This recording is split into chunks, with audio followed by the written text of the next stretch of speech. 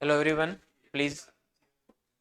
हाँ, अब तक हमने जो एनवायरमेंटल इश्यूज की जो क्लासेस की उसमें हमने देखा कि जो है एयर पोल्यूशन क्या है, type of air pollutant, their impacts, then फिर we discussed about water pollution and then further we discussed about solid waste. और इसमें भी एक इम्पॉर्टेंट जो है प्लास्टिक वेस्ट को हमने डिस्कस किया, देन इलेक्ट्रॉनिक वेस्ट, और एक इम्पॉर्टेंट पोल्यूटेंट जो एयर एंड वाटर दोनों में इम्पैक्ट करता है, that is persistent organic pollutants. इनके बारे में हमने बात की। और इस एयर पोल्यूशन में हमने ओजोन लेयर डिप्लेशन को भी सेपरेटली डिस्कस किया। तो हमने मेजर इन्वायरमेंट इश्यूज के बारे में ना, एक बहुत बड़ा इन्वायरमेंटल इशू है, दैट इज ग्लोबल वार्मिंग, या फिर इसको और ज़्यादा अम्ब्रेला टर्म में लूँ तो that is climate change. What is means climate change? हमारी अर्थ का जो क्लाइमेट है वो चेंज हो रहा है। Why? Because of anthropogenic activities, human induced climate change हो रहा है। इससे पहले भी 5 टाइम्स अर्थ का क्लाइमेट चेंज हुआ था, जिसकी अलग अलग कॉजेज थे। ठीक है, कोई मीटियोर हो सकता है, वोल्केनिक इरप्शन, ठीक है, इस तरह से अलग अलग कॉजेज से अर्थ का क्लाइमेट चेंज हुआ। और उस क्लाइमेट चेंज होने की वजह से अर्थ की जो लाइफ है उस पर कुछ इम्पैक्ट आया, एंड देन अर्थ की लाइफ चेंज हुई, उसका नेचर, उसका उसका एवोल्यूशन हुआ। अब जो क्लाइमेट चेंज है that is human induced climate change. अभी रिसेंटली आपने जो है ह्यूमन इंड्यूस्ड क्लाइमेट चेंज हो रहा है, और ये क्यों हो रहा है? That is because of warming of our planet. हमारा जो अर्थ है उसका एटमॉस्फेयर है वो फर्दर वार्म अप हो रहा है, वो गर्म होता जा रहा है। दैट्स वाई जो है we are facing this issue of climate change. आपने रिसेंटली पढ़ा भी होगा ये कितना सीवियर है। रिसेंटली आपने पढ़ा होगा that the year 2024 was the hottest year, है ना, year since pre industrial era. जो प्री इंडस्ट्रियल एरा है 1750 का जो टाइम है जब इंडस्ट्रियल रिवोल्यूशन शुरू हुई थी, और 18th जो सेंचुरी है वहां तक का जो 50 ईयर्स का जो ये टाइम पीरियड है that is called pre industrial era. और इस एरा का जो एवरेज टेम्परेचर था उससे अब जो अर्थ का टेम्परेचर है that is earth is hotter than that era. और I can say average temperature 1750 to 1800, उस एरा से अर्थ का जो टेम्परेचर है it is higher than means 1.6 degree Celsius ज़्यादा हाई है। 1 पॉइंट 19 1975 नहीं, 1750 से 1800। ये जो इंडस्ट्रियल रिवोल्यूशन है, industrial revolution,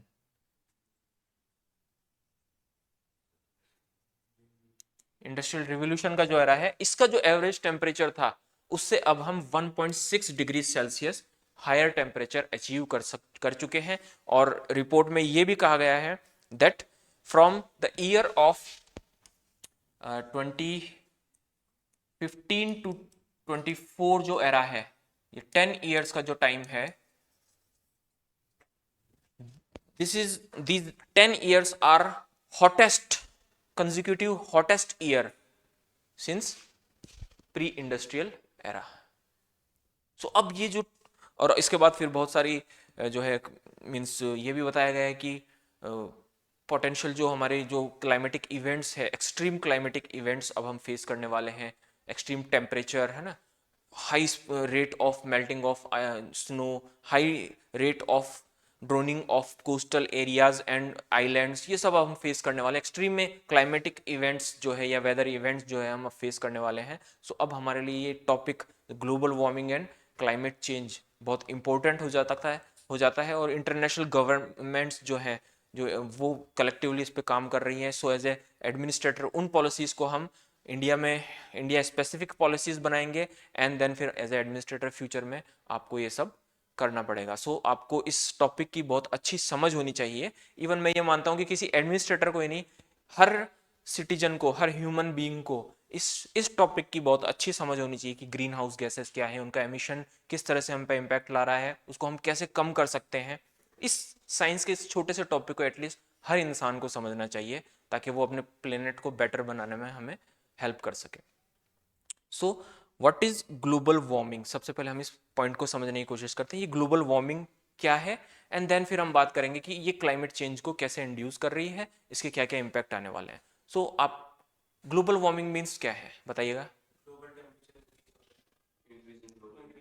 increase in global temperature means for long term warming, किसी साल कुछ किसी इवेंट की वजह से भी टेम्परेचर बढ़ सकता है, but increase of global temperature for a long time period,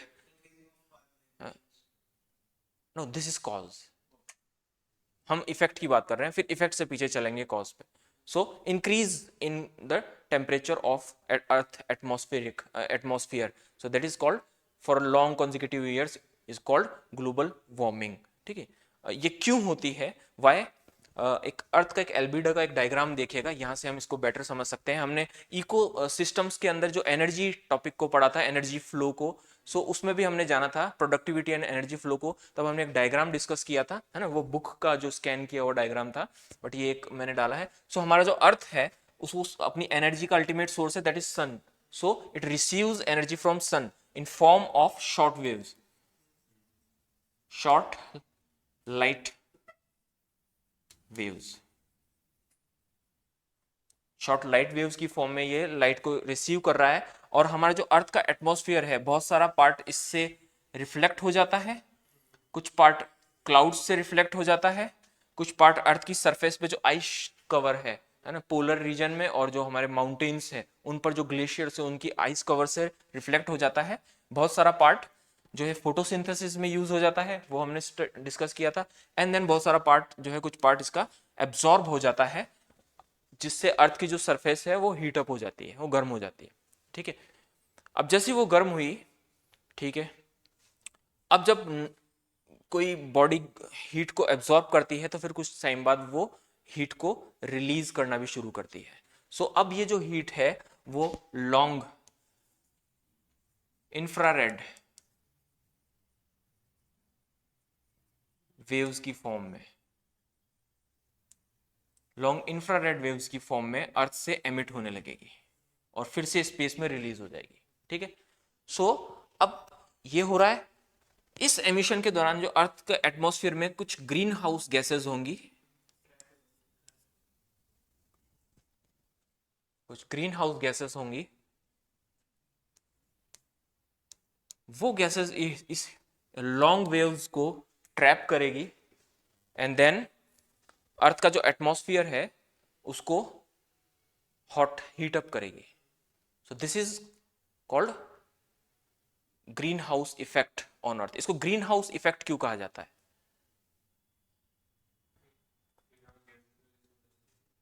green house gas को ग्रीन हाउस क्यों कहा जाता है? इसलिए क्योंकि वो ग्रीन हाउस इफेक्ट शो करती है। हाँ, गुड। सो जो कोल्ड प्लेसेस होते हैं जहां पर चारों तरफ स्नोफॉल होता है, तो वहां पर आप वेजिटेबल की फार्मिंग नहीं कर सकते हैं क्योंकि बाहर बहुत ठंड है, माइनस में टेम्परेचर है, लाइक रशिया है ना, नॉर्दर्न जो कनाडा। सो वहां पर एक एक हट टाइप ऐसा बड़ा सा एक बनाया जाता है और इसके जो रूफ है that is made of glass, that is made of glass, और इसमें आप अपने प्लांट्स को लगा सकते हैं। एंड देन फिर जो सनलाइट इसके अंदर आएगी तो शॉर्ट वेव्स की फॉर्म में आएगी और फिर अंदर एब्जॉर्ब होगी, क्योंकि अंदर स्नो नहीं होगी, मिट्टी होगी। एंड देन जब वो एब्जॉर्ब होगी उसके बाद जब हीट अप होकर बाहर निकलने लगेगी लॉन्ग वेव्स की फॉर्म में, तो ये जो ग्लास शीट होती है ये इसको ट्रैप कर लेगी और इस हीट को बाहर नहीं। शॉर्ट वेव्स को तो ग्लास शीट एंटर करने देती है, बट लॉन्ग वेव्स को बाहर नहीं निकलने देती, मतलब वो पास नहीं करने देती। मींस इंफ्रारेड वेव्स को या हीट वेव्स को वो पास नहीं होने देती, सिर्फ लाइट वेव्स को पास होने देती है जो ग्लास शीट होती है।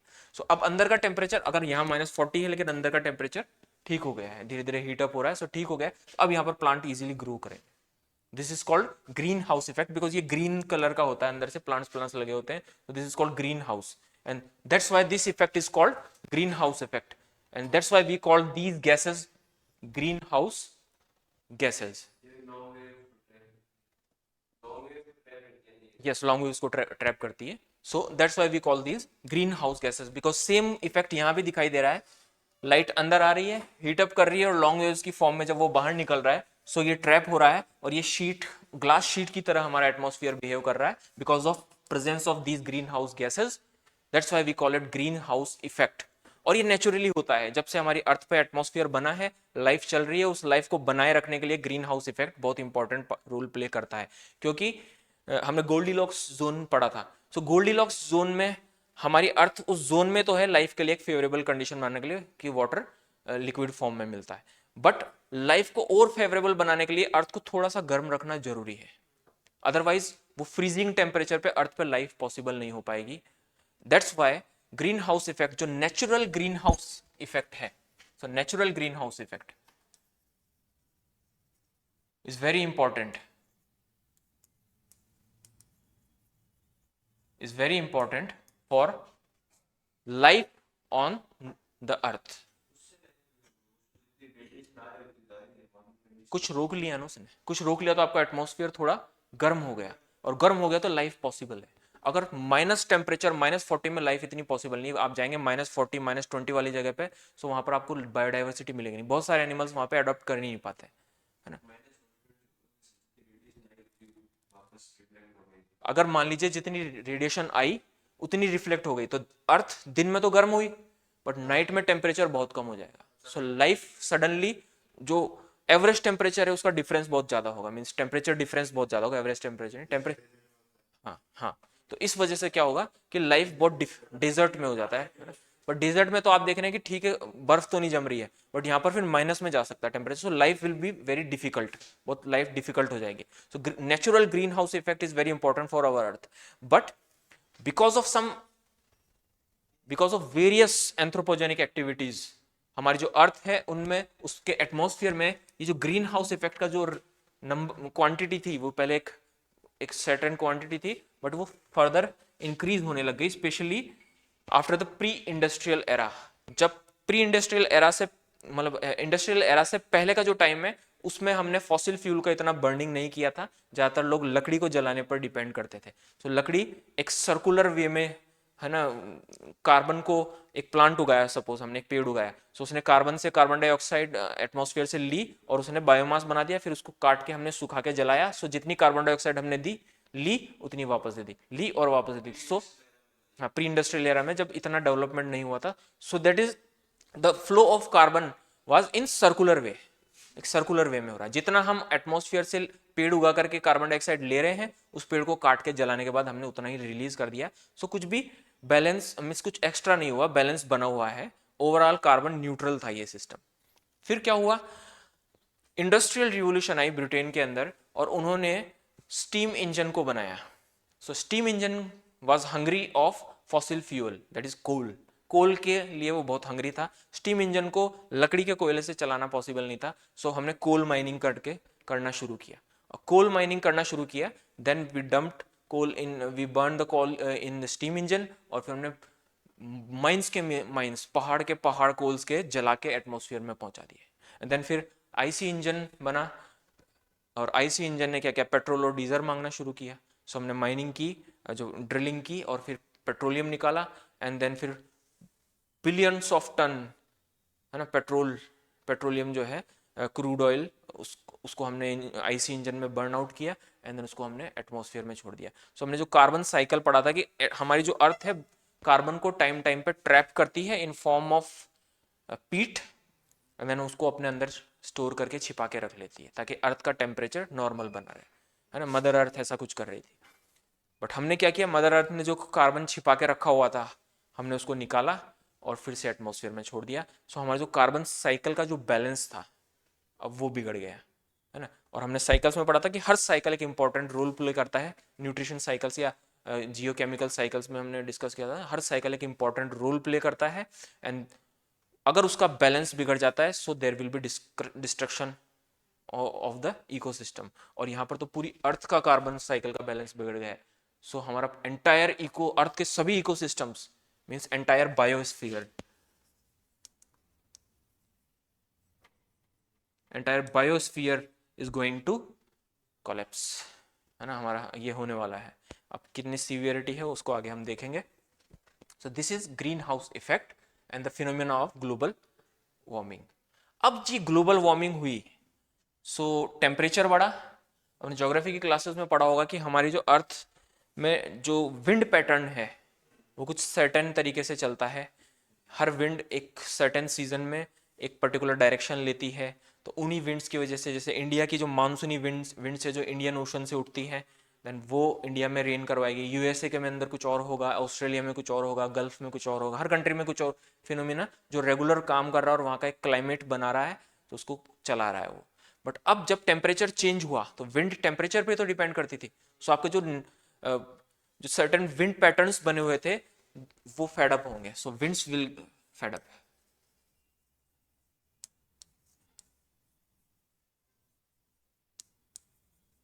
will fed up, wind patterns will change and hence अगर विंड्स पैटर्न हमारे क्लाइमेट को डिसाइड कर रहे हैं, विंड पैटर्न्स हमारे क्लाइमेट को डिसाइड कर रहे हैं और अगर वो चेंज हो रहे हैं और वाटर का टेम्परेचर भी बढ़ रहा है, लाइक वो रिपोर्ट आपने पढ़ी थी जो अभी रिसेंटली जो उस पर आर्टिकल आया था दैट सेज दैट हमारा जो 2024 है 1.6 डिग्री सेल्सियस ज़्यादा था। तो उसमें उन्होंने बताया था कि एटमॉस्फेयर का टेम्परेचर 1.6 डिग्री सेल्सियस हायर था प्री इंडस्ट्रियल एरा के एटमॉस्फेयर से, और वाटर का temperature was higher 20.54 degree Celsius higher than pre industrial era. पानी का जो हाँ yes it was point 0.8 something या 7 something degree Celsius was higher than 1990s है ना। 1990s से 0.73 था, उतना ज़्यादा था पानी का टेम्परेचर। सो अब आपने देखा 20 डिग्री हो चुका है। सो अब आपने देखा कि अगर वाटर का जो ओशन का टेम्परेचर ज़्यादा है सो ओशन करंट्स का पैटर्न भी बदलेगा क्योंकि वो भी टेम्परेचर डिफरेंस पर ही फ्लो करती है ना। ये आपने पढ़ा होगा टेम्परेचर डिफरेंस से ही फ्लो शुरू होता है, चाहे वो एयर हो या फिर वो ओशन करंट हो। सो जब हमारा मेजर पार्ट ओशन से बना हुआ है और करंट का पैटर्न चेंज होगा सो ये भी क्लाइमेट को चेंज करेगा, जैसे कि लाइक एल नीनो।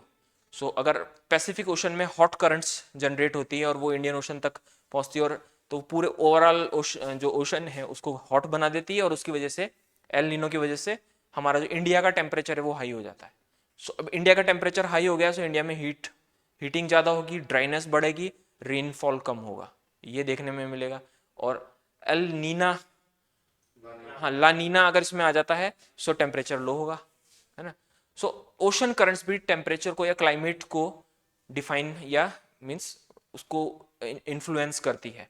सो जैसे ही आपका विंड पैटर्न और ओशन करंट पैटर्न जैसे ही डिस्टर्ब होगा you will feel change in climate.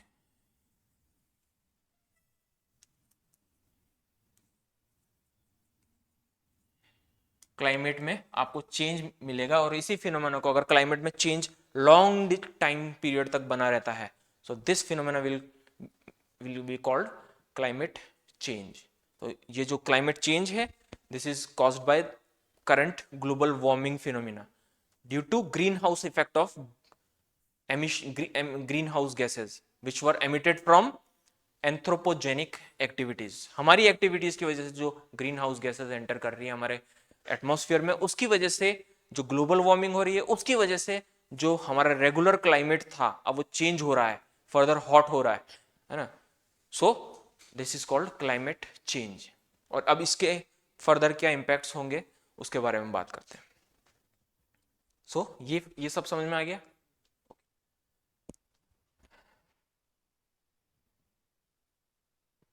What are the causes of global warming. अब हमने इफेक्ट की बात कर ली, अब उसका कॉज की बात करते हैं। और कॉज को मोटा मोटा हमने समझा that is because of increased green house gas emission. अब ये जो ग्रीन हाउस गैस एमिशन है ये कैसे हो रहा है, क्या क्या इसके लिए इंपॉर्टेंट फैक्टर्स हैं, या ओवरऑल हमारी ग्लोबल वार्मिंग है इसके अंदर कौन कौन से फैक्टर्स रेस्पॉन्सिबल है उसके किसमें।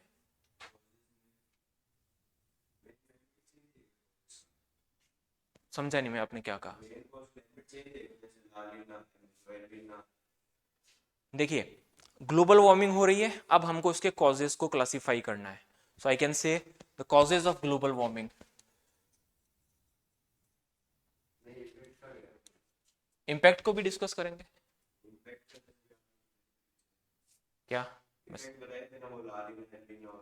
देखिए अगर ग्लोबल वार्मिंग के इफेक्ट्स की बात करूं, सो एक्सट्रीम, फॉर एग्जांपल जैसे आपका क्लाइमेट चेंज हो रहा है तो आपके रेन पैटर्न चेंज हुआ, सो आपको ड्रॉट्स देखने को मिलेंगे। रेन पैटर्न चेंज हुआ तो कहीं ज़्यादा बारिश हो गई, सो आपको वहाँ पर फ्लड्स देखने को मिलेंगे। और सॉइल ड्राइनेस बढ़ी तो, और सॉइल ड्राइनेस बढ़ी और हीट हीट वेव्स जनरेट हुई, सो आपको वाइल्ड फायर्स देखने को मिलेंगे। तो इसको भी हम क्लासीफाई करके प्रॉपरली अरेंज करेंगे, ठीक है। सो फर्स्ट हम causes of global warming.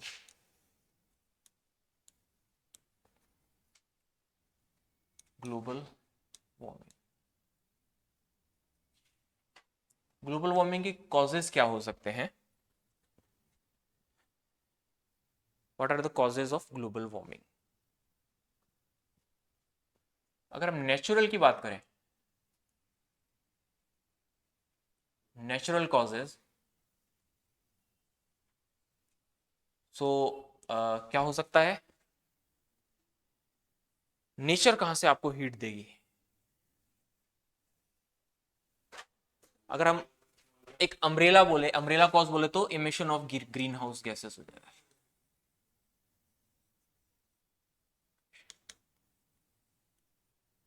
Greenhouse gases can be emitted from natural sources as well as artificial या anthropogenic.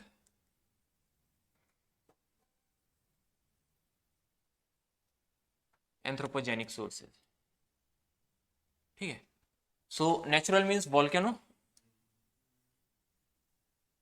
volcanic eruption,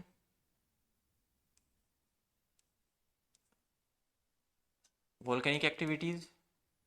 natural causes की बातें करें, वाइल्ड फायर्स,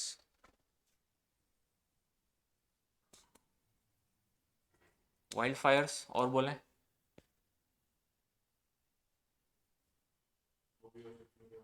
एयर पोल्यूशन। हाँ, वो तो वॉल्केनिक एक्टिविटीज, मैंने वॉल्केनिक एरप्शन की वजह एक्टिविटी लिखा है इसलिए कि वो सारी वॉल्केनिक एक्टिविटीज में आ जाए। Yes, solar maximum, science and tech में पढ़ा था।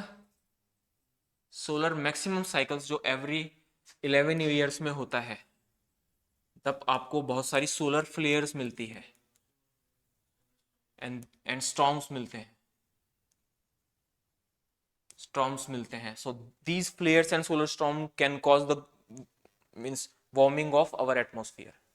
ये एक नेचुरल कॉज हो सकता है, और अभी डिस्कशन में है क्योंकि we are living in solar maximum era. और कुछ साइंटिस्ट ने बोला कि 2024 जो हॉटेस्ट ईयर है अब तक का, वो इस वजह से ही नहीं है कि वो जीएचजी का तो आ रहा ही है, बट कुछ कैस्केडिंग इफेक्ट्स भी है, सॉरी कुछ जो है पॉजिटिव फीडबैक और मिल रहा है, that was solar maximum cycle में अब जी रहे हैं, तो हमको ज़्यादा सोलर रेडिएशन मिल रहा है। सो ये एक रीज़न हो सकता है। And very important, emission of carbon dioxide, yes, of CO, carbon dioxide and methane from decomposition process। Nature भी तो अपना डिकम्पोजिशन करेगी ना, सो आपको कार्बन डाइऑक्साइड और मीथेन तो उसको है ना वो मिलेगी ही, डिकम्पोजिशन प्रोसेस।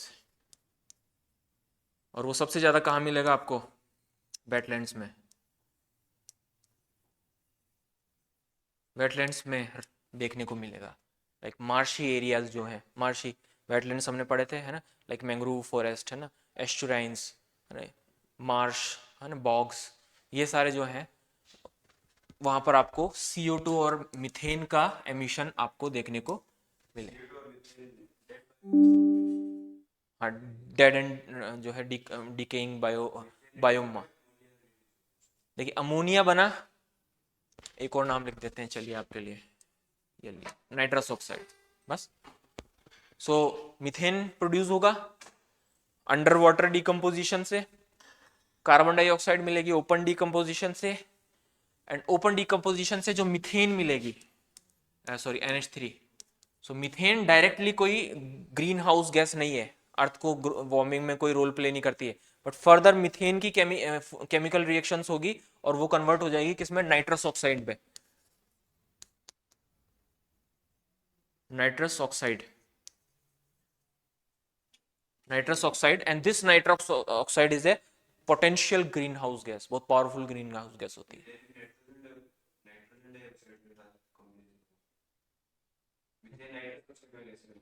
मीथेन नहीं, अमोनिया, मैंने कहा अमोनिया।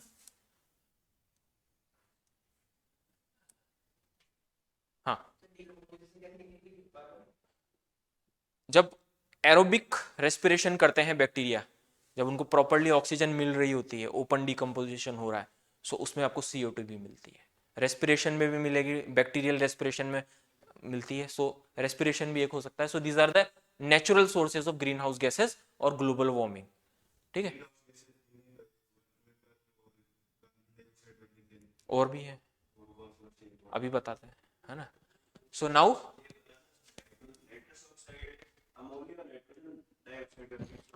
अमोनिया का फर्दर ऑक्सीडेशन होगा और उसके जो रिजल्ट में आपको nitrous oxide, nitrates and nitrites मिलते हैं, वो हमने नाइट्रेट्स नाइट्रोजन साइकिल में पढ़ा था। सो वो फर्दर ऑक्सीडेशन होगा उसकी वजह से। सो नाउ एंथ्रोपोजेनिक सोर्सेज आपके लिए ज्यादा इंपॉर्टेंट हो जाते हैं, इनको हम रोक नहीं सकते हैं। जैसे अभी 2024 एक वॉल्केनो टोगा जो है पैसिफिक ओशन में एक जगह है, वहां पर एरप्शन हुआ था, सो उसकी वजह से हुआ था। अभी हमको wild fire sorry solar maximum भी हम फेस कर रहे हैं, सो ये इसका भी रीजन हो सकता है, बट इनको हम रोक नहीं सकते हैं, सोलर मैक्सिमम को हम रोक नहीं सकते हैं। सो एंथ्रोपोजेनिक एक्टिविटीज के बारे में बात करते हैं। Green house gas emission,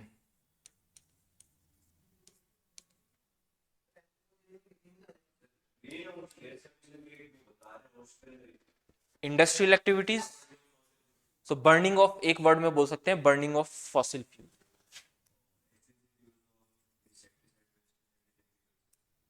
no fossil fuels. So आपकी जो एनर्जी रिक्वायरमेंट्स है अगर वो फॉसिल फ्यूल पर डिपेंड कर रही है ना, then it will lead to greenhouse gas emission and it will lead to warming of our atmosphere, global warming। दूसरा क्या हो सकता है green house gas emission? Agricultural activities,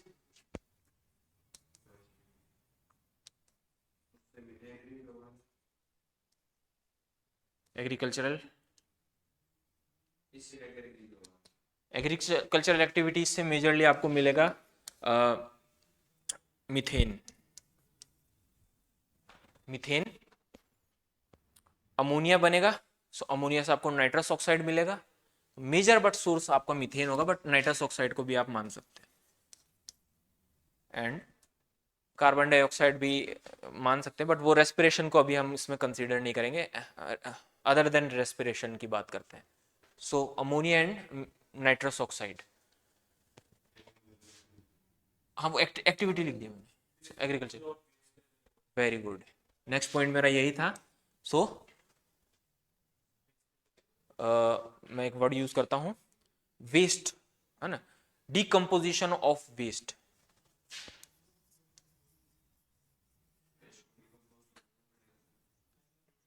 decomposition of waste, methane के,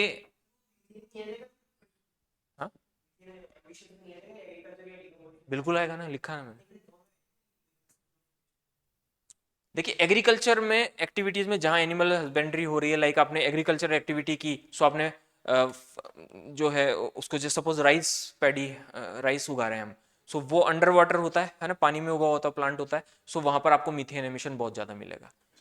सिमिलरली जो हम जो एग्रीकल्चर, किसी भी तरह की एग्रीकल्चर करते हैं और उसमें जब हम फर्टिलाइजर्स इंट्रोड्यूस करते हैं, चाहे वो जो केमिकल फर्टिलाइजर मेजर होते हैं, सो उसमें जब हम क्या करते हैं, फर्टिलाइजर इंट्रोड्यूस करते हैं, तो नाइट्रोजन फिक्सेशन होता है एंड देन फिर अमोनिया बहुत सारी रिलीज होती है एग्रीकल्चरल सॉइल से, क्योंकि उसमें हमने एक्स्ट्रा फर्टिलाइजर्स डाले हैं। तो एग्रीकल्चर सॉइल से जैसे अमोनिया रिलीज होगी, वो अमोनिया भी फर्दर आपको एयर पॉल्यूशन भी देगी, है ना, एंड देन फिर वो फर्दर ऑक्सीडेशन करके नाइट्रस ऑक्साइड आपको रिलीज करके देगी और वो ग्लोबल वार्मिंग करेगा। सो एग्रीकल्चर एक्टिविटीज, चाहे वो वाटर इंटेंस एग्रीकल्चर एक्टिविटीज हो लाइक राइस, और जो है जिसमें लेस वाटर चाहिए लाइक वीट वगैरह है, उसमें भी हमें फर्टिलाइजर्स बहुत ज़्यादा इंट्रोड्यूस करना पड़ता है। सो वहाँ पर आपको नाइट्रस ऑक्साइड और अमोनिया का एमिशन बहुत ज़्यादा मिलेगा, और वाटर में मिथेन तो होगा ही। और लेकिन अप्रोक्स 60% ऑफ मिथेन एमिशन जो होता है एक रिपोर्ट के अकॉर्डिंग गार्बेज से होता है, वेस्ट से। आपके जो गार्बेज डंप यार्ड्स होते हैं ना, लैंडफिल्स होते हैं, वो सालों तक वैसे ही पड़े रहते हैं, और उनका साइंटिफिक मीन्स उनका साइंटिफिक मैनेजमेंट नहीं होता है। उस वजह से जो गार्बेज डंपिंग फील्ड्स, लैंडफिल्स होते हैं, वहां पर अर्थ का जो टोटल मीथेन एमिशन है उसका 60% तक एमिशन यही कवर कर लेते हैं। सो अगर आप वेस्ट मैनेजमेंट ठीक से कर लेते हैं तो आपका ग्लोबल वार्मिंग पे आपका कंट्रोल हो सकता है, मीथेन एमिशन को आप कंट्रोल कर सकते हैं। और अगर आप वेस्ट मैनेजमेंट ठीक से नहीं कर रहे हैं, बाकी सब एक्टिविटीज कर रहे हैं, तब भी आप लैग करेंगे ग्लोबल वार्मिंग टारगेट्स को पूरा कर। ये प्रॉब्लम। तो दीज आर द कॉजेज। तो ये जो ग्लोबल वार्मिंग हो रही है इसका एक और रीजन है, दैट इज अर्बनाइजेशन।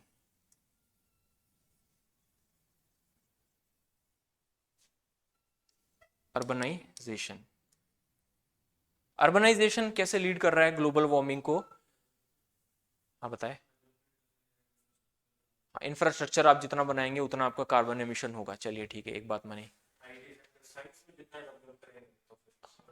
देखिए अर्बनाइजेशन कैसे इसमें जो है रोल प्ले कर रहा है। तो जैसे हमारी जो सॉइल है वो हीट को कम एब्जॉर्ब करती है, एक लिमिट तक एब्जॉर्ब करती है, बट आपने क्या किया, उस सॉइल के ऊपर ब्लैक कलर की एक रोड डाल दी, उन रोड के चारों तरफ सीमेंट के ब्लॉक्स लगा के पेडिस्ट्रेन बना दिया, चारों तरफ आपने सीमेंट, है ना, सीमेंट सीमेंट कर दिया, कंक्रीट का एक जंगल उगा दिया, है ना। सो अब क्या होगा, आपका एल्बिडो डिस्टर्ब हो जाएगा। जितना एब्जॉर्ब अर्थ यूजुअली करती थी उससे ज्यादा एब्जॉर्ब करेगी सन हीट को, और जैसे ही वो ज्यादा एब्जॉर्ब करेगी वो रात में उतना ही ज्यादा हीट एमिट करेगी। सो आपको heat island, urban heat islands का कॉन्सेप्ट सुना है आपने, कि आपका जो चारों तरफ जो जंगल है, खेत है ना, फार्म लैंड है, उसके बीच में कोई अर्बन बॉडी है जो पूरी तरह कंक्रीट से बनी हुई है, तो वहां चारों तरफ तो ठंडक होगी, बट वो हीट जो है वो एक वो जो अर्बन बॉडी है कंक्रीट का जो बना हुआ है, वो स्ट्रक्चर्स इतना ज्यादा हीट एमिट करेंगे रात में कि वो एक हीट आइलैंड बन जाएगा। सो this is called urban heat island effect. तो वो कैसे होगा, तो कॉन्क्रीटाइजेशन आपने इतना ज्यादा कर दिया है कि वो हीट एब्जॉर्प्शन कैपेसिटी है अर्थ की वो बढ़ गई। पहले वहां पर एक सॉइल, एक फार्मलैंड होता था सपोज, अब लोगों ने कॉलोनी बना दी, देन फिर वहां पर कंक्रीट रोड चारों तरफ सब कुछ पक्का कर दिया। सो इस ये जो कंक्रीट होती है, सीमेंट होती है, हार्ड सरफेस होती है, इनकी हीट एब्जॉर्प्शन कैपेसिटी बहुत ज्यादा होती है। सो ये अर्बन हीट आइलैंड बना देता है। दिस इज, अब जितना ज्यादा आपने एब्जॉर्ब किया उतना ज्यादा एमिट करेंगे लॉन्ग वेव में। लॉन्ग वेव सारा ट्रैप हो रहा है ऑलरेडी, तो अपनी इतनी सारी हीट जो रिफ्लेक्ट हो जानी थी चाहिए थी शॉर्ट वेव की फॉर्म में, वो लॉन्ग वेव की फॉर्म में एमिट हो रही है। सो ये भी ग्लोबल वार्मिंग फर्दर ट्रिगर कर रहे हैं। And deforestation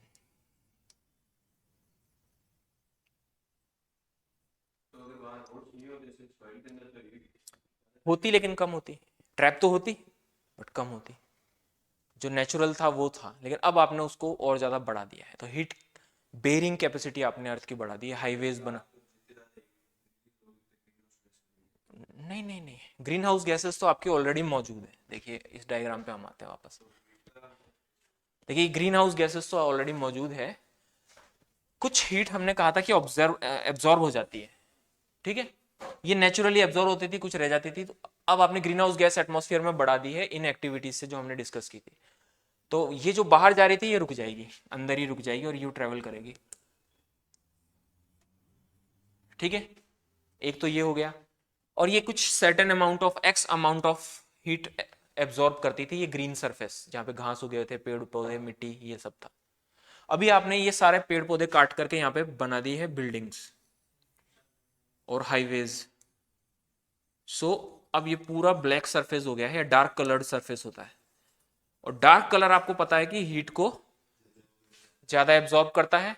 so x amount of heat ये पहले एब्जॉर्ब कर सकता था, अब ये कर रहा है 10x।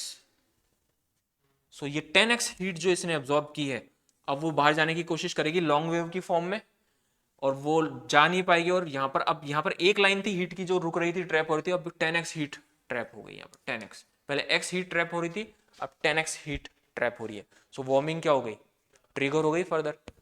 That's all. And last one is deforestation. Deforestation दो तरीके से काम कर रहा है। एक, आपने फॉरेस्ट की हीट एब्जॉर्प्शन कैपेसिटी कम होती है, सो आपने पेड़ को काट दिया और जमीन दिखा दी सनलाइट को, सो हीट एब्जॉर्प्शन ज्यादा हो रहा है, सो लॉन्ग वेव्स ज्यादा बनेगी और वो आपके एटमॉस्फेयर में ज्यादा ट्रैप होगी। इस तरीके से डिफोरेस्टेशन इसमें रोल प्ले कर रहा है। और दूसरा, फॉरेस्ट क्या करते हैं, ग्रीन हाउस गैसेस को एब्जॉर्ब करते हैं with the help of photosynthesis. तो आपने ग्रीन हाउस एब्जॉर्प्शन कैपेसिटी थी जो अर्थ की, पेड़ों को काट के या डिफोरेस्टेशन करके उसको भी कम कर दिया। This two way, in this two ways deforestation works और कंट्रीब्यूट इन ग्लोबल वार्मिंग। कैसे, एक, उसकी अर्थ की एब्जॉर्प्शन कैपेसिटी बढ़ गई डिफोरेस्टेशन होने के बाद, और दूसरी कार्बन डाइऑक्साइड एब्जॉर्प्शन कैपेसिटी कम हो गई। तो दिस तरीके जो है, ये इस तरीके से दो तरीके, वही तरीका है।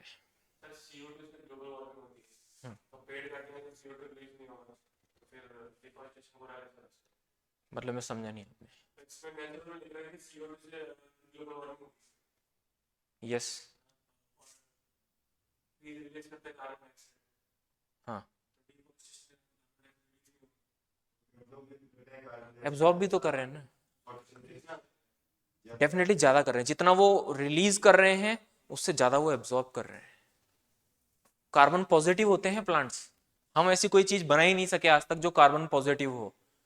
सिर्फ प्लांट्स ही नेचर में ऐसी चीज है, स्पेशली ट्रीज, जो कार्बन पॉजिटिव होते हैं। जितना वो रेस्पिरेशन से कार्बन डाइऑक्साइड रिलीज कर रहे हैं उससे ज्यादा वो स्टोर कर रहे हैं। सो ओवरऑल कार्बन बजट में वो बेनिफिट दे रहे हैं आपको। उनको आपने हटाया तो डिफोरेस्टेशन से आपने कार्बन एब्जॉर्प्शन कैपेसिटी कम कर दी, हीट एब्जॉर्प्शन कैपेसिटी बढ़ा दी, और जैसे ही सॉइल जो थी डिफोरेस्टेशन से वो सॉइल एक्सपोज होगी। ये पॉइंट आप तीनों याद रखिएगा। डिफोरेस्टेशन तीन तरीके से कर रहा है। तो तीसरा पॉइंट मैं बता रहा था, दो तो हो गए, और तीसरा पॉइंट ये था कि जैसे ही वो सॉइल एक्सपोज हुई फॉरेस्ट की, अब तक उस सॉइल ने बहुत सारा कार्बन अपने अंदर होल्ड करके रखा हुआ था in form of dead and decaying matter. So एक कॉन्सेप्ट होता है, इट इज न्यूट्रिएंट इमोबिलाइजेशन, है ना। उसमें क्या होता है कि न्यूट्रिएंट्स सॉइल में होल्ड करके रखे हुए होते हैं with the help of soil bacterias and other microorganisms. Nutrient immobilization आपने करवाया है, और जब तक वो नेचुरल इकोसिस्टम बना हुआ है, सॉइल कुछ ना कुछ कार्बन ह्यूमस की फॉर्म में होल्ड कर रही है। और जैसे ही आपने पेड़ को काट दिया, सॉइल एक्सपोज हो गई, और जैसे ही सॉइल एक्सपोज होगी वो अपने अंदर स्टोर किया हुआ कार्बन को एमिट कर देगी। तो तीसरा, इमोबिलेशन में क्या होता है, लाइक जैसे आपने पढ़ा था डीकम्पोजिशन। तो डीकम्पोजिशन में न्यूट्रिएंट्स लीच आउट करके पानी के साथ डीप जा रहे थे, ठीक है। सॉइल में जो माइक्रो ऑर्गेनिजम्स होते हैं वो भी तो, उनको भी तो अपनी फूड चाहिए ना, तो बहुत सारा न्यूट्रिएंट्स अपने अंदर होल्ड कर लेते हैं, और वो लीच आउट नहीं हो पाता, वो सॉइल में बना रहता है। एक तरीका ये हुआ। दूसरा तरीका इन form of humus, in form of humus. जैसे ही आपने इस सॉइल को अब एक्सपोज कर दिया, है ना, और एक्सपोज कर दिया, तो अब ये सॉइल क्या करेगी, ये जितना भी कार्बन इसने होल्ड किया हुआ था in form of micro in the body of micro organism in humus form में, वो सारा CO2 बन के बाहर निकलना शुरू हो जाएगा। तो एक ग्रीन हाउस गैसेस से सॉइल का कारण होता है, प्लांट्स कार्बन प्लांट को कटिंग कार्बन डाइऑक्साइड उसकी वजह से होती है। सॉइल एक्सपोज होते ही वो भी कार्बन इमिट करना शुरू कर दी अपने अंदर, जितना भी कार्बन उसने होल्ड किया था ना प्लांट्स से, कि ट्रीज काटने से एब्जॉर्प्शन कैपेसिटी कम हो गई CO2 की।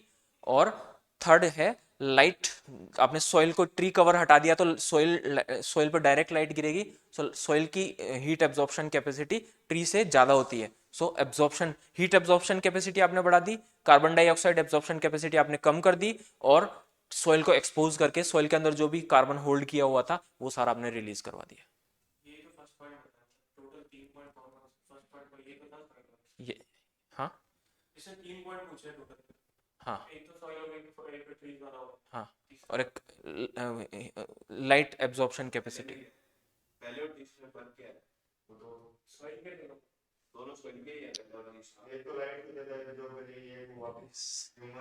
ये समझ गया है बात को। देखो डिफोरेस्टेशन हम डिस्कस कर रहे हैं, यहाँ आ जाते हैं। पेड़ उगे हुए हैं, सो वो लाइट को कम एब्जॉर्ब कर रहे हैं, जो लाइट आ रही है उसको कम एब्जॉर्ब कर रहे हैं, उनको आपने काट दिया। सो अब लाइट डायरेक्ट हार्ड सरफेस पे आ रही है, डार्क सरफेस पे आ रही है, सो एब्जॉर्प्शन बढ़ गया, हाई एब्जॉर्प्शन। तो हाई एब्जॉर्प्शन जब एमिट करेगा तो लॉन्ग वेव की फॉर्म में एमिट करेगा, सो अर्बनाइजेशन जैसा कुछ कुछ इफेक्ट आएगा। सो फर्स्ट इज आपने लॉन्ग वेव्स जो है वो बढ़ा दी सॉइल को एक्सपोज करके लाइट के सामने। दूसरा, ट्रीज को आपने काटा, सो ये कुछ CO2 अपने अंदर रोज एब्जॉर्ब करते थे, ये कट गए, सो CO2 एब्जॉर्प्शन कैपेसिटी बढ़ गई। तो और जैसी कम हो गई, सो एटमॉस्फेयर में जो CO2 वो हटा रहे थे वो बनी रहेगी, सो वो CO2 क्या करेगी, ग्रीन हाउस इफेक्ट दिखाएगी, तो वो गर्म करेगी। दो, एंड थर्ड वन, आपने जैसी सॉइल को एक्सपोज किया सारे पेड़ काट के, तो सॉइल में जो भी carbon in form of organic material छिपा हुआ था, अब वो CO2 बन के बाहर निकलेगा। अब बताइए कोई डाउट हो तो। सो क्लियर है ना। ये एक्चुअली मैं चाहूँ तो आपको फैक्ट्स दे सकता हूँ, बट मेरा पर्पज ये है कि आपको कॉन्सेप्ट जितना पता होगा, है ना, वो अगर वो ट्विस्ट करेगा क्वेश्चन को तो आप बच के निकल जाएंगे, और वो ट्विस्ट करेगा इसलिए कि ज़्यादा से ज़्यादा लोग उलझ के उसमें फंस जाए। ठीक है। अर्बन हीट आइलैंड ज्योग्राफी में पढ़ा होगा, चलिए हम आगे और भी डिस्कस करेंगे अर्बन हीट आइलैंड्स।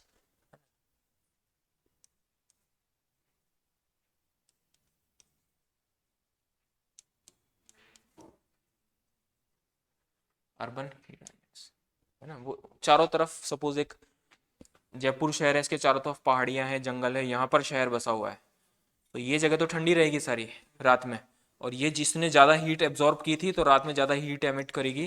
तो ये सैटेलाइट से आपको अगर हीट सेंसिंग कैमराज से आप देखेंगे तो वो एकदम चमकता हुआ सा दिखेगा। This is called urban heat island. इसलिए इस साल मैंने सुना था कि जो लोग जयपुर में थे उनकी गर्मियाँ बहुत भारी गुजरी थी। बहुत क्यों, क्योंकि और दिल्ली में भी मैं क्या बोल रहा हूँ, 51 डिग्री सेल्सियस टेम्परेचर हो गया। अच्छा, हाँ वो डेफिनेटली वो हमारे क्लाइमेट, और दिल्ली में 51 डिग्री सेल्सियस चला गया था टेम्परेचर। हाँ, वहाँ लोग करते हैं, मैं भी बीकानेर में रहा हूँ और मैंने 51 डिग्री सेल्सियस में काम किया हुआ है, 8 8 आवर्स मैंने क्लासेस ली हुई है ना। बीकानेर और जैसलमेर, मेरा बचपन भी इसी रीजन में गुजरा है, मेरे फादर की पोस्टिंग थी, तो ये मैंने देखा हुआ है, हम कर सकते हैं। बट दिल्ली में जो लोग AC से सडनली बाहर निकले और उनको जैसे हीट स्ट्रोक आएगा, सो बहुत से लोग उससे मर भी जाते हैं। सो ये अर्बन हीट आइलैंड है। सो आपने एंथ्रोपोजेनिक कॉजेज में देखा कि सिर्फ ग्रीन हाउस गैस एमिशन ही नहीं है, बल्कि अर्बनाइजेशन एंड डिफोरेस्टेशन भी एक इंपॉर्टेंट रोल प्ले कर रहे हैं in the green global warming. ठीक है। Now important green house gases, what are the important green house gases. अच्छा, एक और इंपॉर्टेंट कॉन्सेप्ट आप समझिएगा, यहीं पे पहले यहीं चलते हैं, एक और स्लाइड ले लेते हैं, ये भी आपको यहीं समझना होगा।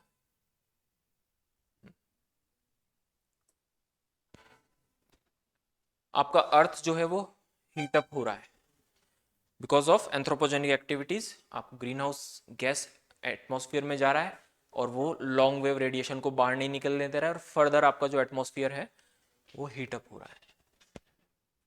अब ये जो सिचुएशन है जो 2024 में बनी थी, और इसके लिए कहा जा रहा है कि आगे भी ये बनती रहेगी।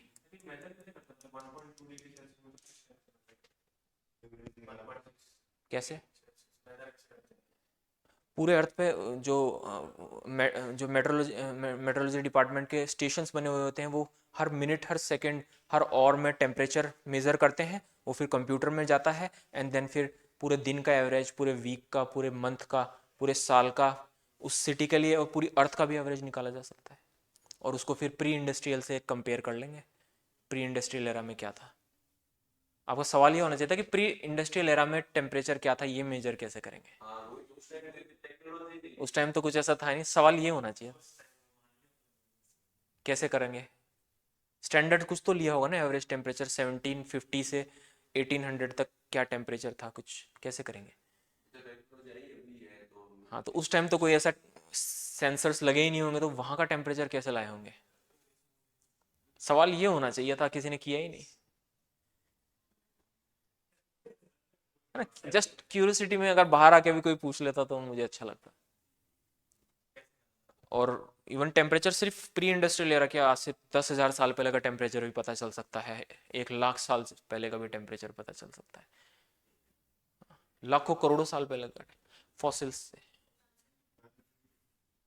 फॉसिल्स स्पेशली जो प्लांट्स के जो फॉसिल्स होते हैं उनको अगर कट करके देखा जाए, स्पेशली आपको बड़े बड़े प्लांट्स के जो ट्रंक है अंडर आइस प्रिजर्व किए हुए मिल जाएंगे, जो पोलर रीजन है वहां पे आराम से मिल जाते हैं, और फिर उनको कट किया जाता है। देन फिर उनके अंदर आप देखेंगे पेड़ को कट करते हैं तो कुछ ऐसा ऐसा दिखता है ना, रिंग्स बनी हुई होती है उसके अंदर, है ना। इन रिंग्स के कलर और इनकी थिकनेस जो विड्थ होती है, एक रिंग मान लीजिए ऐसी है ना, ऐसी रिंग है। सो इस रिंग के कलर और इसकी विड्थ से आप पता कर सकते हैं कि उस वक्त टेम्परेचर कैसा रहा होगा। अगर कलर डार्क आ रहा है रिंग का, सो उस पर्टिकुलर एक रिंग एक ईयर को इंडिकेट करती है उस प्लांट की लाइफ का, उस ट्री की लाइफ का। सो जब एक डार्क रिंग बनती है मीन्स उस साल टेम्परेचर, एवरेज टेम्परेचर हाई था। और एक लाइट रिंग बनती है ना, लाइट कलर की रिंग बनती है, सो उस साल एवरेज टेम्परेचर लो था। अगर नैरो रिंग बनती है, ठीक है, विड्थ अगर कम है उसकी, सो उस साल टेम्परेचर, सॉरी उस साल मौसम ड्राई था, बारिश कम हुई थी। और वाइड रिंग बनती है, तो उस साल बारिश अच्छी हुई थी, सॉइल में वाटर कंटेंट अच्छा था, सो प्लांट को अच्छे से वाटर मिला। इस तरीके से आप पास्ट के किसी, हाँ लो टेम्परेचर था, एवरेज टेम्परेचर उस साल का लो था। सो इस तरीके से आप अगर जुरासिक एरा का भी अगर कोई ट्री का फॉसिल मिल गया है ना, सो वहां पे आप देखेंगे, आपको आराम से आप बता सकते, कार्बन डेटिंग करके पहले उसका टाइम पीरियड निकाल लीजिए, है ना, कि कितना साल पुराना है, 6 करोड़, 7 करोड़, 50 लाख साल पुराना है ना। एंड देन फिर आप देखेंगे कि इसके अंदर कैसी रिंग्स बन रही हैं, इसका लाइफ साइकिल कैसा चला, तो आपको पता चल जाएगा। आइस एज का ऐसे ही तो पता चला था उस टाइम, जो पोलर्स में जो है ट्रीज हैं वो उनको काट कर। जैसलमेर जो राजस्थान का पार्ट है जैसलमेर, वहां पर भी बहुत सारे पेलियो पेलियोलिथिक जो सॉरी जुरासिक एरा के जो ट्रीज हैं वो मिलेंगे, उनके फॉसिल्स हैं प्रिजर्व किए हुए रखे आराम से मिलते हैं। कई जगह तो इनसे आर्टफैक्ट्स भी बनाए जाते हैं, ब्राजील वगैरह में मिलते हैं। चलिए हम टॉपिक पे आते हैं, पर ये क्वेश्चन होना चाहिए था, आप में से किसी ने पूछा ही नहीं। चलिए कोई बात नहीं, है ना। अब ये हमारी अर्थ है सपोज, और इसका एटमॉस्फेयर है। सो अब हमने ग्रीन हाउस गैसेस को बढ़ा दिया है। अब ये सिचुएशन इतनी बुरी क्यों है कि इतना शोर मचा हुआ है इसका, है ना। देखिए ये सिचुएशन कितनी बुरी है, because of presence of positive feedback.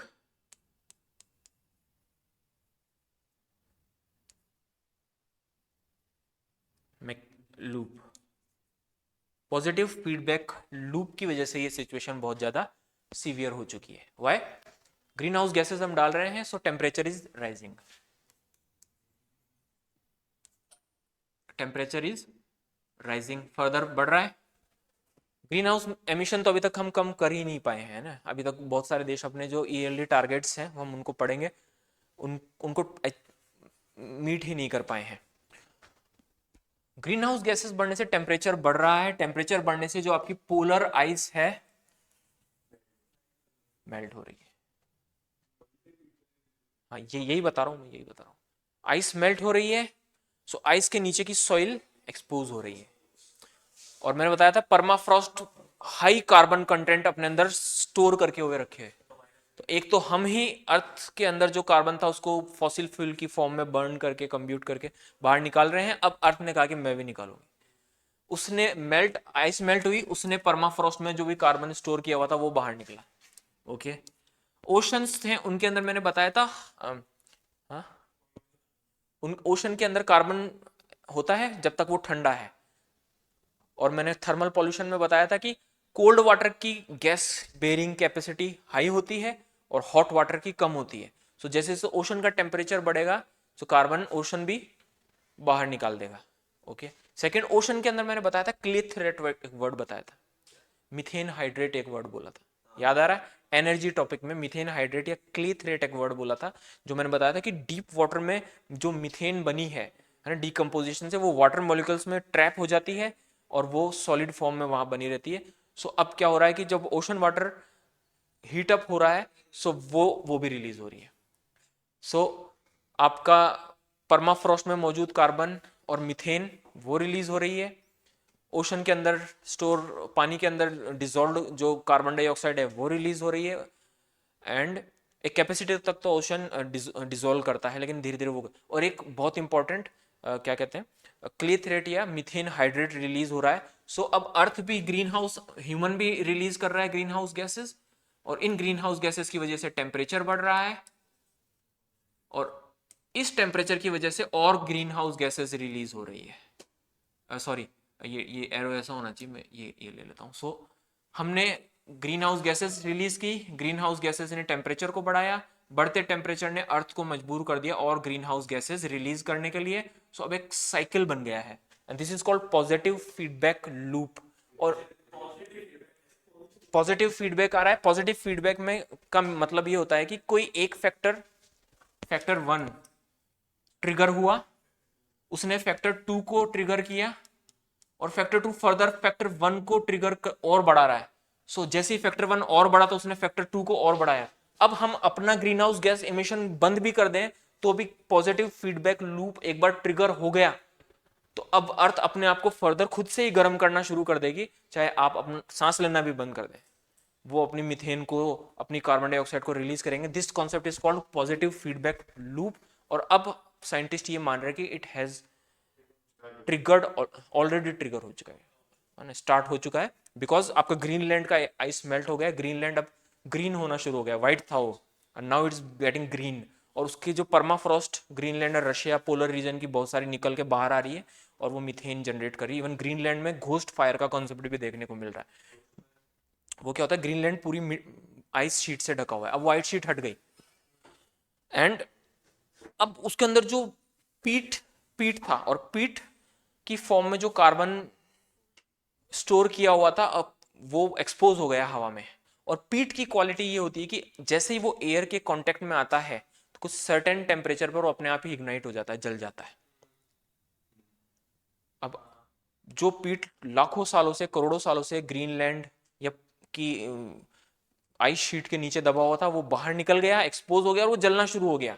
So yes, और वो जलना शुरू हो गया, सो मीन्स अब वो अपने कार्बन को बाहर निकाल रहा है, कार्बन डाइऑक्साइड की फॉर्म। पार्शली डिकम्पोज होता है वो, ठीक से डिकम्पोज नहीं हुआ। तो अब आप है ना, तो पीठ भी जल रहा है, तो वो पीठ जो घोस्ट फायर कहते हैं, वो उसको बुझाना भी बहुत मुश्किल होता है कि पीठ एक एक एक होल बना हुआ है, उसमें से आग निकल रही है, अब उसके अंदर कितना पीठ है हमें पता नहीं है, और वो कई सारे होल से वो निकल रही है, आप बुझा ही नहीं पा रहे उस आग को। तो वो पीठ भी अपने सारे कार्बन को तेजी से रिलीज कर रहा है जलते हुए। तो this is called ghost fire. तो ये, इनको देख करके अब लगता है कि पॉजिटिव फीडबैक लूप जो अर्थ का है वो ट्रिगर हो चुका है, एंड अब फर्दर अर्थ अपने आप को खुद से गर्म कर रही है। आप अपने ग्रीन हाउस एमिशन को करो या ना करो, कोई फर्क नहीं पड़ता। So now this is, should I पे माई बिल्स? कुछ कह नहीं सकते हैं, बट अभी जो रेट है उससे, एक मैंने रिपोर्ट पढ़ी थी, वो कह रही थी कि इस सेंचुरी के एंड तक 5 डिग्री सेल्सियस तक बढ़ सकता है अगर हमने सुधारा नहीं इस सिचुएशन को। 5 डिग्री के 2 में ही हालत खराब हो जाएगी। आप एक 1.5 में आप देख रहे हो क्या हालत है। So this is now major green house gases क्या है उनके बारे में बात करते हैं। सो इसमें कॉन्सेप्ट आप समझिएगा ग्रीन हाउस गैसेस को स्टडी करते टाइम। इन गैसेस के नाम आपको पता है, carbon dioxide, methane, nitrous oxide, nitrous oxide. हाँ, तो ये क्या वो ये पोल्यूशन वाला क्या चलने दो, क्योंकि इसका तो कोई इलाज है नहीं, तो जितना कर सके देखिए मैंने तुम्हें पानी में डाल दिया है ना, और तुम्हें तैरना भी नहीं आता है ठीक से, है ना, तुम्हें तैरना भी नहीं आता है, ठीक है, और तुम गहरे पानी में गिर गए, तो अब तुम सोचोगे मुझे तैरना तो आता नहीं, डूबना तो है ही, तो मैं हाथ पैर मारता ही नहीं हूँ, बट डूबने वाला हमेशा कोशिश करता रहता है मरने से पहले तक। तो मैं, कोई ऐसा हो सकता है जिसे तैरना नहीं आता वो स्टिल हो जाए, अब तो डूबना ही है, मरना ही है, ओके आई विल डाई। नहीं, लेकिन वो अपने आप से एक होता है कि वो हाथ करता है, जब तक ट्राई करना पड़ेगा आपको, तो हमें भी ट्राई करना पड़ेगा, वरना फिर सब है ही, है ना। हाँ चलिए, so major green house gases कौन सी है वो आपको पता होना चाहिए। So carbon dioxide, methane, nitrous oxide and some important halogenated compounds like chlorofluorocarbon, hydrofluorocarbon, nitrogen trifluoride and sulphur hexafluoride. ये नाम आपको पता होना चाहिए। ये सबसे इंपॉर्टेंट ग्रीन हाउस गैसेस है जिनके एमिशन को कंट्रोल करने की बात की जा रही है। एक एक करके बात करते हैं इनसे रिलेटेड कॉन्सेप्ट्स का। सो chemical formula is not important, this is not important.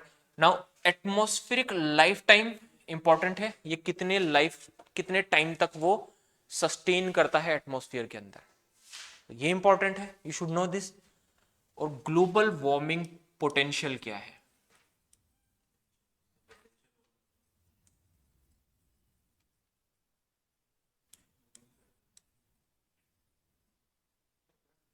Global warming potential क्या होगा, ये आपको पता होना चाहिए, ये कॉन्सेप्ट आपको पता होना चाहिए। सो लाइफ टाइम मीन्स वो एटमॉस्फेयर में कितने टाइम तक, नहीं नहीं, कितनी भी यूनिट, वो जो एक सपोज एक मॉलिक्यूल रिलीज हुआ है वो एटमॉस्फेयर में कितने टाइम तक बना रह सकता है और ग्रीन हाउस इफेक्ट को मीन्स इंप्लीमेंट कर सकता है, हमारे एटमॉस्फेयर को गर्म कर सकता है। सो that is called atmospheric life time. So carbon का होता है सबसे ज्यादा, CO2 का होता है दैट इज 50 to 200 ईयर्स तक ये एटमॉस्फेयर में बनी रह सकती है, और जब तक वो बनी रहेगी ग्रीन हाउस इफेक्ट या ग्लोबल वार्मिंग करती रहेगी, है ना, हीट एब्जॉर्ब करती रहेगी।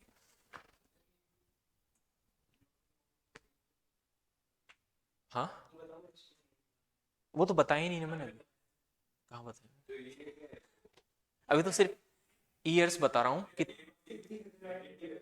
वो इससे रिलेटेड है, तो जितनी रेडिएटिव एफिशिएंसी है उतना उसका ग्लोबल वार्मिंग पोटेंशियल निकल के आएगा, तो फर्दर वो इंक्रीज होगी, वो उस पर डिपेंडेंट है। सो कार्बन डाइऑक्साइड का मैक्सिमम लाइफ टाइम है, देन आप देखेंगे मीथेन का उससे कम है, नाइट्रस ऑक्साइड का 109 ईयर्स, और फिर इन हेलोजेनेटेड कंपोनेंट कंपाउंड्स का है इतना इतना। तो जस्ट आपको ये पता होना चाहिए, ठीक है, किसका कितना है, स्पेशली जो मेजर है इन तीन का तो एटलीस्ट आप कंपेयर करके रख। हाँ बिल्कुल बिल्कुल बिल्कुल, और इसीलिए इनको रोकने के लिए इनके जो emission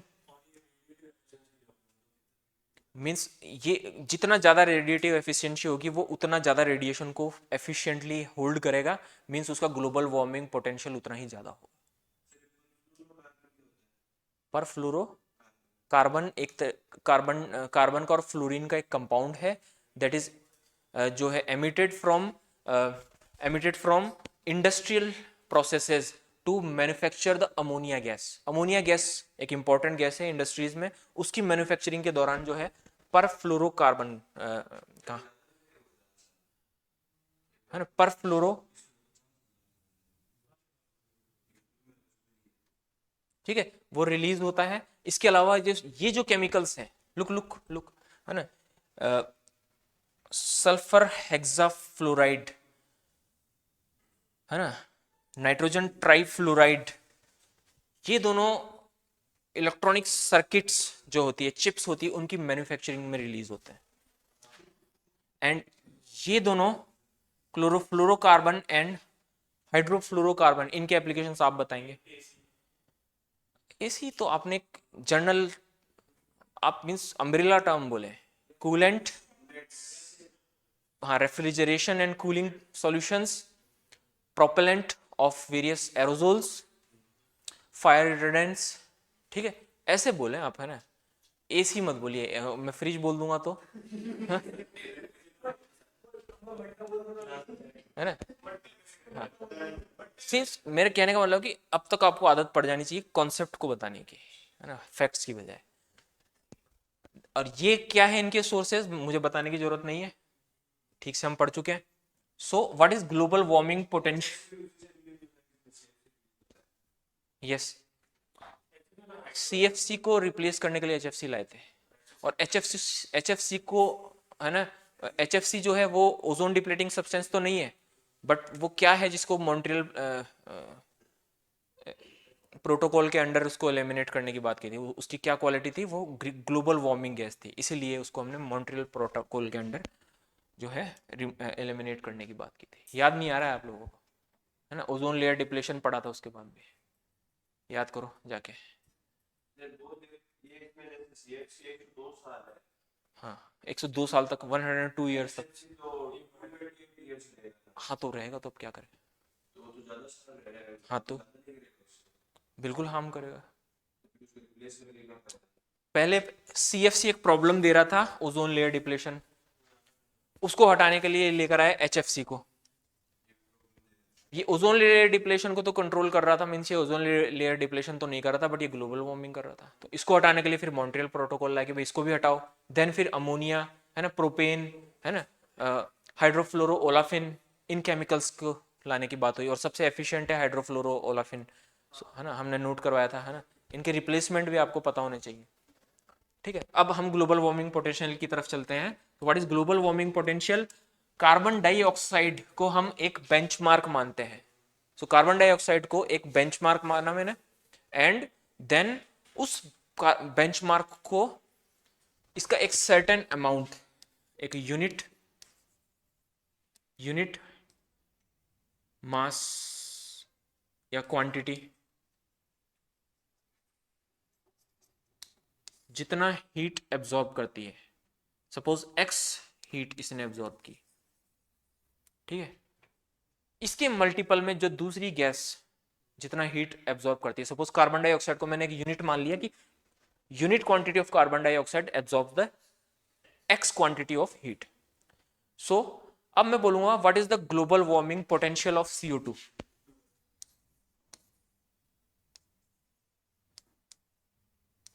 is equals to x, या मैं कह सकता हूं एक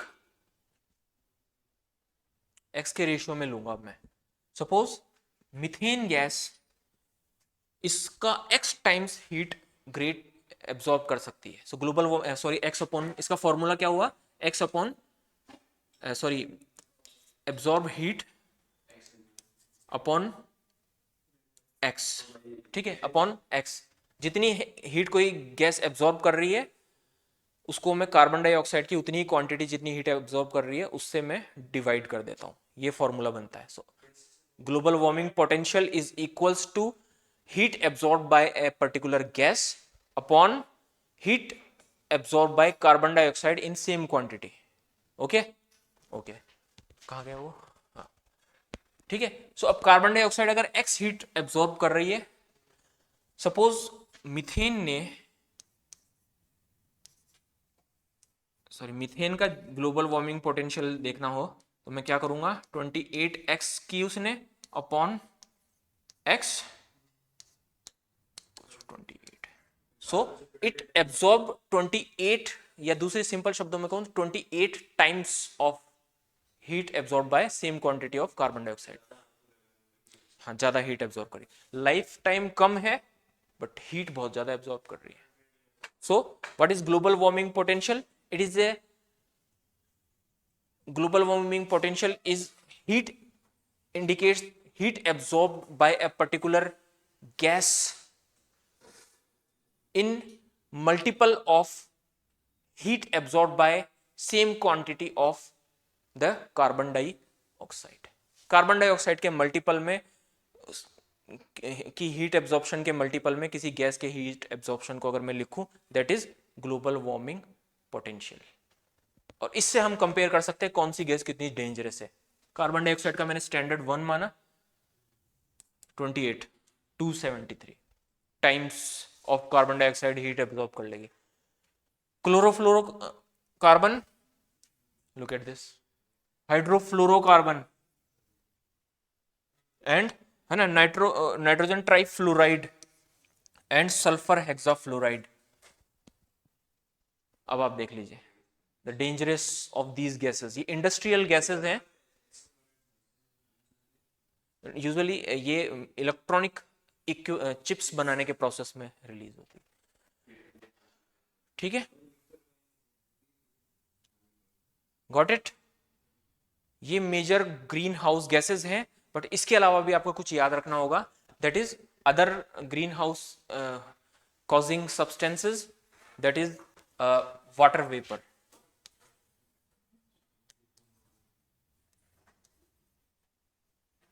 वाटर वेपर ये भी ग्रीन हाउस इफेक्ट शो करती है। तो जैसे जैसे एटमॉस्फेयर में वाटर वेपर बढ़ेगी आपका ग्रीन हाउस होगा। क्यों?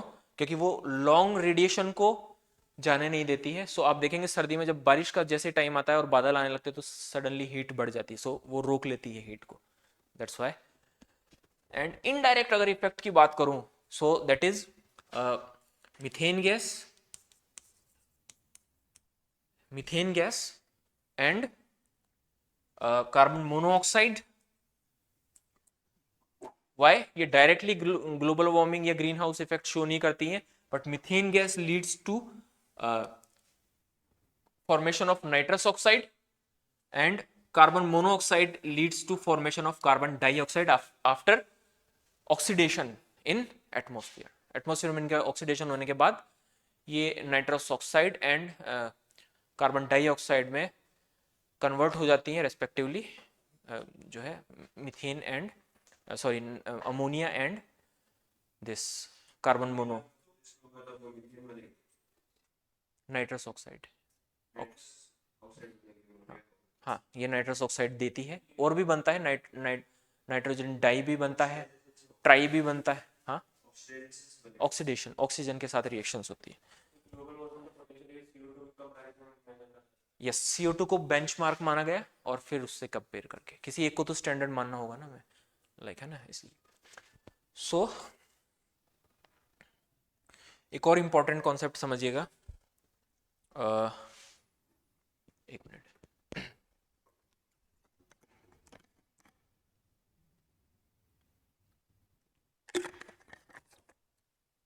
तो अब आपको ये बात समझ में आ गई कि we need to reduce these substances. चलिए, ये तो certain chemical process, industrial process से निकल करके आ रहे हैं। सो इनको आपको उन वहाँ पर टेक्नोलॉजी को जैसे जैसे एडवांस करेंगे, जैसे हाइड्रोफ्लोरोलाफिन इंट्रोड्यूस कर दिया तो उस कंपनी, पर्टिकुलर कंपनी ने बहुत अच्छे से रिसर्च किया एंड देन एक नया सब्सटेंस बना दिया जो हार्मलेस था। तो उन्होंने, ठीक है ना, ऑक्टियोन 1100 बना दिया प्रोपेलेंट के लिए, CFC एंड HFC की जगह। सो इनको हम फर्दर टेक्नोलॉजिकल एडवांसमेंट के साथ साथ एलिमिनेट करते जाएंगे। अब इनको करना मुश्किल है बिकॉज ये हमारी एनर्जी नीड है ना, उसके लिए ये हमारा जो गार्बेज है और हमारा एग्रीकल्चर प्रोसेस है। तो जैसे आप मीथेन को कम करने की बात करेंगे, फूड सिक्योरिटी की बात बीच में आ जाएगी। जैसे आप मीथेन एमिशन को कम करने की बात करेंगे, आपको वेस्ट मैनेजमेंट करना पड़ेगा और waste management is very very difficult process है ना। आप वेस्ट जनरेट तो कर सकते हैं, मैनेज करना बहुत आसान नहीं है किसी भी कंट्रीज के। और सेम नाइट्रस ऑक्साइड भी हमारे एग्रीकल्चर प्रोसेस से ज़्यादा रिलीज हो रही है, प्लस आपका हीट आप एनर्जी के लिए डिपेंड करते हैं like coal fired power plants पे, और ये सब ये सब नाइट्रोजन ऑक्साइड्स देते हैं जिसमें, हाँ, तो वहाँ से आपको नाइट्रोजन ऑक्साइड्स मिलेंगे, उसमें एक नाइट्रस ऑक्साइड भी होगा और वो आपको ओवरऑल हीटिंग इफेक्ट देगा, ग्रीन हाउस इफेक्ट देगा। सो इसको सबको कंट्रोल करना है तो एक और कॉन्सेप्ट समझ लिए, देन फिर हम फैक्ट्स में जंप करेंगे। Means what are the impacts of global warming. So impact on human health, impact on ecosystems, impact on agriculture, वो फर्दर हम स्टडी इजीली हम उसको समझ पाएंगे। लास्ट कॉन्सेप्ट, और इस कॉन्सेप्ट को समझने के बाद आपको ये समझ में आ जाएगा that why controlling this emission of carbon is very important है ना, why. So the concept of heat budget, sorry carbon budget. Heat budget तो आपने ज्योग्राफी में पढ़ा होगा ना।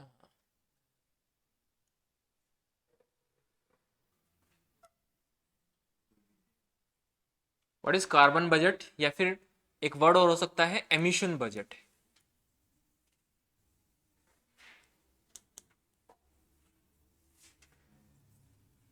What is emission budget?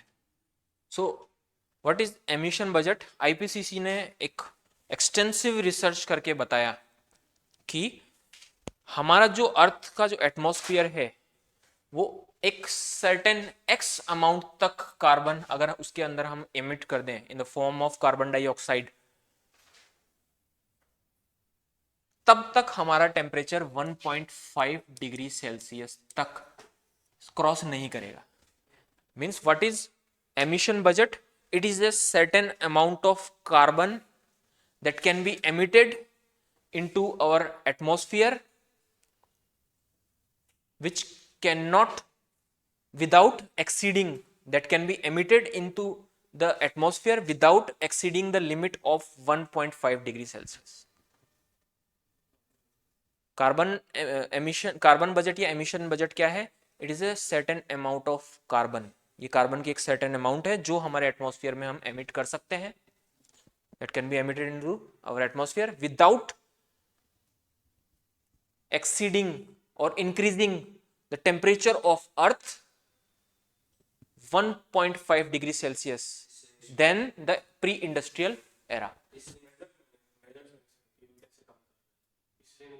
हाँ, ये नहीं, ये कम करने, ये एक टिकिंग क्लॉक है टाइम बॉम्ब की, जो आपको ये बताएगी कि अब बॉम्ब फटने में कितना टाइम है. फिर से मैं रिपीट कर देता हूँ, कार्बन बजट क्या है? ये कार्बन का सर्टेन अमाउंट है जो आपने एटमॉस्फेयर में एमिट किया, और इतना एमिशन करने तक आपका अर्थ का average temperature pre industrial era temperature से 1.5 डिग्री सेल्सियस नहीं बढ़ेगा. इस एक्स से पॉइंट कुछ ग्राम कार्बन भी आपने एटमॉस्फेयर में डाल दिया ज्यादा, आपका टेम्परेचर एक्स नहीं जाएगा, यहां तक नहीं जाएगा. जैसे उसके अंदर किया हुआ था आपकी 10.5 हो गया, अगर उस लिमिट में करेंगे तो 10.5 से ऊपर हाँ, इस लिमिट तक अगर आप एटमॉस्फेयर को कार्बन डाइऑक्साइड देते रहेंगे नहीं जाएगा, है ना. 10 था तो 11.5 से ऊपर नहीं जाएगा, है ना, सर्टेन अमाउंट. अब बताइए, समझ में आ गया कॉन्सेप्ट कार्बन बजट का? इतना तक आपकी लिमिट है, बजट दे दिया आपको कि आप x टन, बिलियन टन, है ना, कार्बन डाइऑक्साइड एमिट कर लो, तब तक तो 1.5 नहीं होगा, और उससे 1 ग्राम भी आपने बढ़ा दिया सो आपका 1.5 क्रॉस हो जाएगा.